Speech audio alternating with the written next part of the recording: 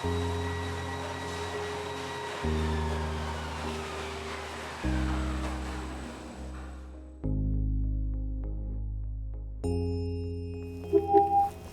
Van Dyke Service.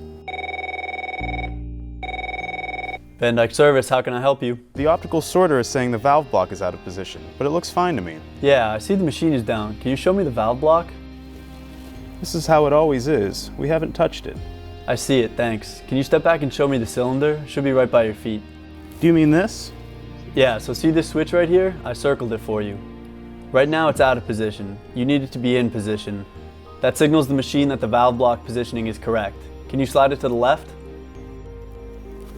Yeah, I feel it was a bit loose. The light just came on. You should be back up and running now. Let's see your optical screen. The error message is gone.